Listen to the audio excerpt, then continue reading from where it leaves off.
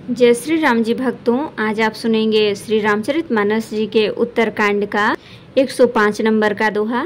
जैसा कि हर दिन 3 दोहा सुनाती हूँ, तो आज 2 दोहा सुनाऊंगी और इसके अंदर जितनी चौपाइयाँ आएंगी सारी चौपाइयों को अर्थ सहित सुनाऊंगी। तो शुरू करते हैं, आप ध्यान से सुनिए। हम आरंभी हरि कथा, तुम निर्वाहन आए सुआसन लीजिए, सुनहु वीर हनुमान। सियावर रामचंद्र की जय, बोलो बजरंग बली की जय, बोलो सब देवी देवों की जय। गुरु नित मोहि प्रबोध, दुखित देखी आचरण मम, मोहि उपजय अति क्रोध, दंभि नीति की भावई। सिया राम। गुरु जी मेरे आचरण देखकर दुखित थे, वे मुझे नित्य ही भली भांति समझाते, पर मैं कुछ भी नहीं समझता, उल्टे मुझे अत्यंत क्रोध उत्पन्न होता। दंभी को कभी नीति अच्छी लगती है। एक बार गुरु लीन बुलाई, मोहि नीति बहुभांति सिखाई। शिव सेवा कर फल सुत सोई, अबिरल भगति राम पद होई। एक बार गुरु जी ने मुझे बुला लिया और बहुत प्रकार से परमार्थ नीति की शिक्षा दी कि हे पुत्र, शिव जी की सेवा का फल यही है कि श्री राम जी के चरणों में प्रगाढ़ भक्ति हो। राम ही भजहि तात शिव धाता, नर पावर कह के तिक बाता।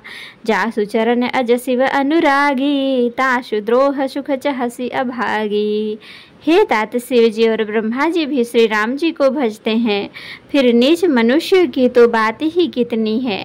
ब्रह्मा जी और शिव जी जिनके चरणों के प्रेमी हैं, अरे अभागे, उनसे द्रोह करके तू सुख चाहता है। हर कहूँ हरि सेवक गुरु कहेऊ, सुनि खगनाथ हृदय मम दहेऊ। अधम जाति में विद्या पाए, भयऊ जथा अहि दूध पियाए। गुरु जी ने शिव जी को हरि का सेवक कहा। यह सुनकर हे पक्षीराज, मेरा हृदय जल उठा। नीच जाति का मैं विद्या पाकर ऐसा हो गया जैसे दूध पिलाने से सांप। मानी कुटिल कुभाग्य कुजाति, गुरु कर द्रोह करऊं दिन राति। अति दयाल गुरु स्वल्प न क्रोधा, पुनि पुनि मोह सिखाव सुबोधा।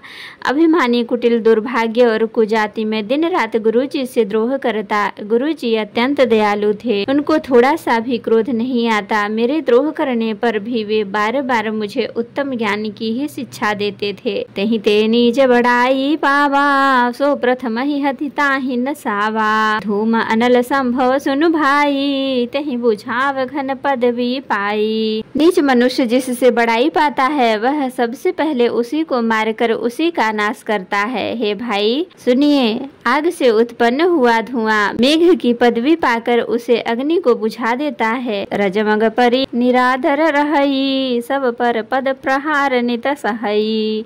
मरुत उड़ाव प्रथम तहि भरई, पुनि नृप नयन किरीट नि परई। धूल रास्ते में निरादर से पड़ी रहती है और सदा सब राह चलने वालों के लातों की मार सहती है, पर जब पवन उसे उड़ाता ऊंचा उठाता है तो सबसे पहले वह उसी पवन को भर देती है और फिर राजाओं के नेत्रों में और किरीटों मुकुटों पर पड़ती है। सुनु खगपति यस समुझि प्रसंगा, बुध नहीं करहि अधम कर संगा। कवि कोविद गावहि असि नीति, खलसन कलहन भल नहीं प्रीति। हे पक्षीराज गरुड़ जी, सुनिए, ऐसी बात समझकर बुद्धिमान लोग अधम नीच का संग नहीं करते।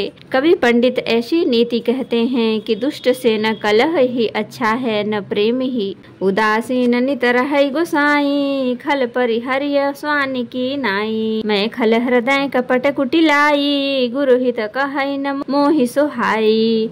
हे गोसाई, उससे तो सदा उदासीन ही रहना चाहिए। दुष्टों को कुत्ते की तरह दूर से ही त्याग देना चाहिए। मैं दुष्ट था, हृदय में कपट और कुटिलता भरी थी, इसलिए यद्यपि गुरुजी हित की बात कहते थे, पर मुझे वह सुहाती न थी। एक बार हर मंदिर जपत रहूं शिव नाम, गुरु आयो अभिमान ते, उठ नहीं कीन्ह प्रणाम। सिया राम। एक दिन मैं शिव जी के मंदिर में शिव नाम जप रहा था। उसी समय गुरु जी वहाँ आए, पर अभिमान के मारे मैंने उठकर उनको प्रणाम नहीं किया। शो दयाल नहीं कहु कछु उर न रोष लवलेश, अति अघ गुरु अपमानता सही नहीं सके महेश। सिया राम। गुरु जी दयालु थे, मेरा दोष देखकर भी उन्होंने कुछ नहीं कहा। उनके हृदय में लेश मात्र भी क्रोध नहीं हुआ। पर गुरु का अपमान बहुत बड़ा पाप है, अतः महादेव जी उसे नहीं सह सके। मंदिर माझ भई नभमानी, रेहत भाग्य आज्ञा अभिमानी। यद्यपि तब गुरु के नहीं क्रोधा, अति कृपाल चित सम्यक बोधा। मंदिर में आकाशवाणी हुई कि अरे हत भाग्य मूर्ख अभिमानी, अद्यपि तेरे गुरु को क्रोध नहीं है। वे अत्यंत कृपालु चित्त के हैं और उन्हें पूर्णतया यथार्थ ज्ञान है। तदपि साप सठ दहु तोहि, नीत विरोध सुहाई न मोहि। जौ नहीं दंड करऊं खल तोरा, भ्रष्ट होई ऋतु मार्ग मोरा। तो भी है मूर्ख, तुझको मैं शाप दूंगा, क्योंकि नीति का विरोध मुझे अच्छा नहीं लगता। अरे दुष्ट, यदि मैं तुझे दंड न दूं तो मेरा वेद मार्ग ही भ्रष्ट हो जाए। जे सठ गुरु सन ईर्षा करही, रव रव नरक कोटि जुग परही। त्रिजग जो निपुण धरही शरीरा, अयुत जन्म भरि पावही पीरा। जो मूर्ख गुरु से ईर्ष्या करते हैं वे करोड़ों युग तक रवरव नरक में पड़े रहते हैं। फिर वहां से निकल कर वे तिर्यक पशु पक्षी आदि योनियों में शरीर धारण करते हैं और 10,000 जन्मों तक दुख पाते हैं। बैठी रहसी अजगर इव पापी, सर्प हो ही खल मल अति मति व्यापी।